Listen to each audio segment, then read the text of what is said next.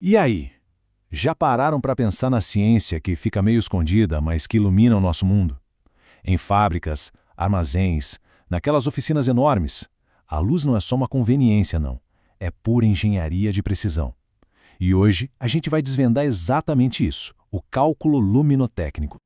Bora lá, nosso caminho aqui está bem traçado. Olha só, a gente vai começar entendendo por que a iluminação industrial é tão, mas tão crítica. Depois, vamos aprender o vocabulário básico, o beabá da luz. Aí, vamos ver como definir a quantidade certa de iluminação, levar em conta o ambiente e, no final, juntar tudo isso na prática, no cálculo e no projeto.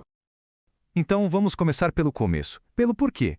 Num ambiente industrial, iluminar é muito mais do que só apertar o interruptor. A iluminação é, na verdade, um sistema vital para a operação e para a segurança. É coisa séria. A grande questão que a gente quer responder é essa aí. Como é que se ilumina do jeito certo uma fábrica, um galpão, um espaço de trabalho cheio de detalhes? A resposta, claro, não vem de um chute. Ela vem de um método, de um cálculo preciso. É isso que a gente vai ver agora.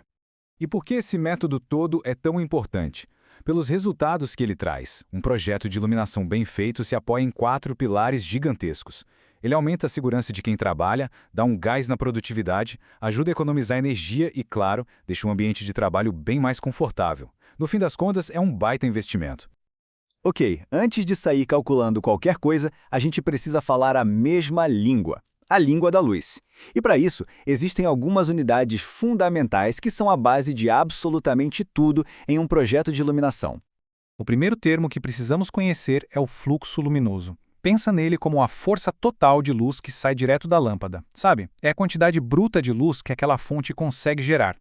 E agora o segundo, que talvez seja o mais importante para a gente, a iluminância. Isso aqui não é o que a lâmpada emite, tá? É o quanto de luz que de fato chega e bate numa superfície. Pode ser a bancada de trabalho, o chão do galpão. É a luz que realmente importa. Para ficar bem claro, vamos usar uma analogia. Imagina um chuveiro. O fluxo luminoso seria a quantidade total de água que sai dele. Já a iluminância é o quão molhado fica um pontinho específico lá no chão do box. Percebe? Depende da distância, do ângulo. Essa distinção é o pulo do gato em qualquer projeto. Certo. Agora que a gente já entende as unidades, vem a pergunta de $1 milhão. De quanta luz, de quanta iluminância um ambiente realmente precisa? E a resposta para isso não vem de achismo, não. Ela vem de normas técnicas, tudo bem documentado. Quem guia todo esse trabalho são as normas, como a NBR ISO/CE 89951 aqui no Brasil. Ela é tipo um manual, uma receita de bolo, que garante que os projetos vão atender aos requisitos mínimos de segurança e de desempenho para cada tipo de tarefa. Olha só uns exemplos práticos. Uma área de montagem mais bruta precisa ali de uns 300 lux. Agora, um lugar onde se faz inspeção de peças minúsculas, e o número pula para mais de 1000 lux.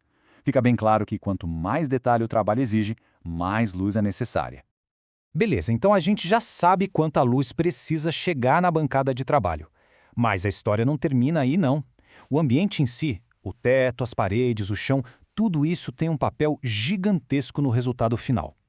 O primeiro fator do ambiente é a reflectância. Pensa na luz como uma bolinha de ping-pong. Se o teto e as paredes são branquinhos, claros, a luz bate e sai quicando para todo lado, iluminando o espaço inteiro. Agora, se as paredes são escuras, elas meio que engolem a luz. Aí, para ter o mesmo resultado, o sistema de iluminação precisa ser muito mais potente.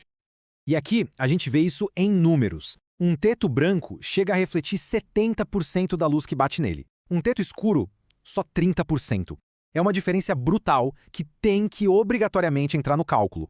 O segundo fator é um banho de realidade, que a gente chama de fator de manutenção. A verdade é que nenhum sistema de iluminação fica novinho para sempre, né? A poeira vai acumulando, as lâmpadas vão perdendo um pouco da força com o tempo, e o projeto tem que ser inteligente o suficiente para compensar essa perda desde o dia 1. É bem lógico, quanto mais sujo o ambiente e menos frequente a limpeza, menor vai ser esse fator de manutenção. Na prática, isso quer dizer que o sistema precisa ser projetado com uma potência extra no começo, para garantir que mesmo depois de um tempo, ele continue entregando a luz necessária. Pronto! Chegamos no grande momento. Agora a gente vai pegar todos esses conceitos que vimos, a luz que a gente precisa, as características do ambiente, a manutenção e vamos juntar tudo numa fórmula só. Todo esse processo tem um objetivo final bem prático, calcular o N. E o que é N? É simplesmente o número exato de luminárias que a gente vai precisar para aquele projeto. A fórmula pode até assustar um pouco, mas a lógica por trás dela é bem simples. Primeiro a gente junta tudo o que precisa. A iluminância E, a área do local A, o fluxo da lâmpada φ, o fator de manutenção FM que já vimos, e um tal de fator de utilização FU, que nada mais é do que a eficiência do conjunto todo em levá-los para o lugar certo. Com tudo isso em mãos, a gente calcula o total de luz que precisa chegar no chão. Depois, a gente calcula quanta luz útil uma luminária entrega, já considerando todas as perdas. E no final, é só dividir um pelo outro. Simples assim. Mas calma, o trabalho não acaba quando a gente encontra o N. Saber que precisamos, sei lá, de 50 luminárias é só metade da história. A outra metade é decidir onde colocar cada uma delas. Aí entra a etapa final, que é o layout, o desenho da distribuição para garantir que a luz fique uniforme sem deixar cantos escuros.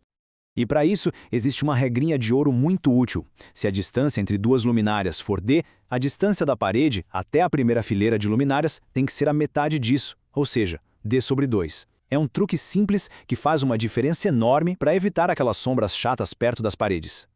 É claro que no dia a dia, ninguém faz esses cálculos todos na mão. Os profissionais usam softwares como o Dialux, por exemplo. Esses programas não só fazem as contas em segundos, como criam simulações 3D super realistas. Dá para testar tudo, ver onde vai dar sombra, onde vai refletir mais, antes mesmo de comprar uma única lâmpada. É incrível! No final das contas, um projeto de iluminação é exatamente isso. Uma mistura de ciência, com todos esses cálculos, com a arte, que é o design inteligente para atender uma necessidade bem específica. E isso nos deixa com uma pergunta para o futuro, né? Hoje, a gente viu a base, os cálculos fundamentais. Mas e com a iluminação ficando cada vez mais inteligente? Com sensores, com inteligência artificial que ajusta a luz sozinha. Como será que essa ciência toda vai evoluir? Como a gente vai sair de ambientes que são só bem iluminados para ambientes que são de fato dinâmicos, que respondem ao que acontece neles? Fica aí a reflexão. Valeu por acompanhar.